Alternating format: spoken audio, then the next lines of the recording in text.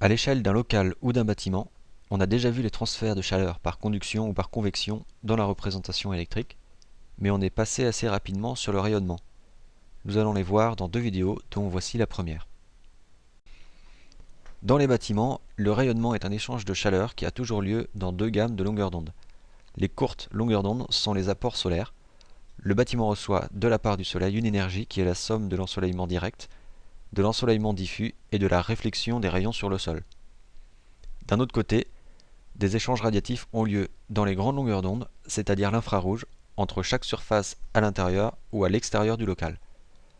Les murs du local entre eux, ou d'un bâtiment à l'autre, et avec le sol.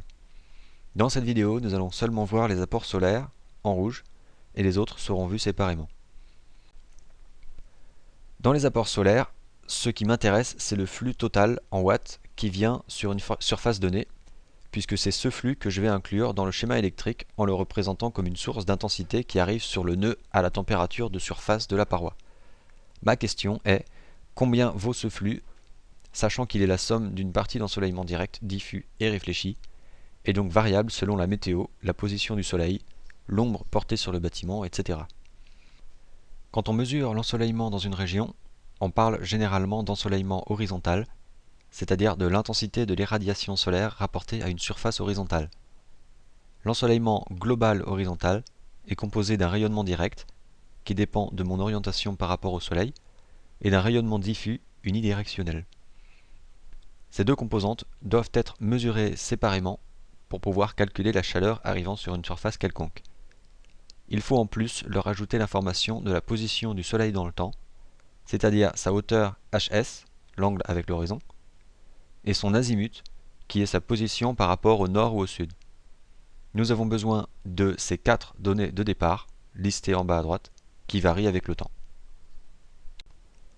Pour calculer l'ensoleillement direct qui arrive sur une surface quelconque, il faut connaître l'angle d'incidence I entre un rayon du soleil et la normale à la paroi. Cet ensoleillement direct s'exprime comme un produit de deux termes. D'abord, l'irradiation directe du soleil, FDIR, qui est une fonction de l'ensoleillement direct horizontal et de la hauteur du soleil.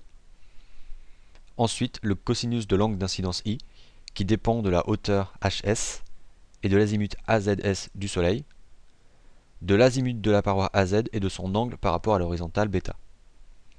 Pour résumer le code couleur ici, l'ensoleillement direct sur la paroi est l'inconnu en rouge, et elle se calcule à partir des 4 données météo variables en vert, qui doivent être mesurées, et des 2 valeurs en bleu, qui sont des propriétés constantes de la paroi.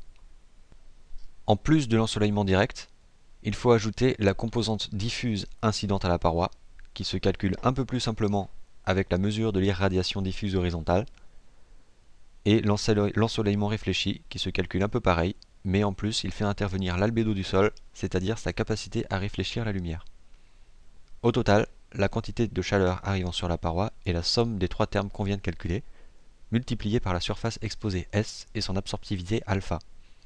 Ce flux a une dimension de watts, et c'est cette valeur qu'on peut intégrer dans un schéma d'analogie électrique. Pour finir, il faut mentionner 2 difficultés en plus qui peuvent apparaître dans les problèmes réels. La première est pour calculer les apports solaires à travers les vitrages. Comme les vitrages filtrent une partie du rayonnement, il faut en tenir compte en multipliant l'ensoleillement direct qui arrive dessus par un coefficient de transmissivité τ du vitrage, qui est une fonction de l'angle d'incidence. Les autres termes, les apports diffus et réfléchis, doivent être pondérés également, mais la transmissivité du rayonnement diffus peut être un peu différente de la valeur directe. La dernière difficulté est plus difficile à évaluer, c'est celle de l'ombre portée sur le bâtiment par son environnement, les arbres et les bâtiments voisins, et l'ensemble des masques de la façade. L'ensoleillement direct sera interrompu pour certaines positions du soleil, en certaines positions de la façade, donc à certaines heures de la journée qui sont différentes en fonction du jour dans l'année.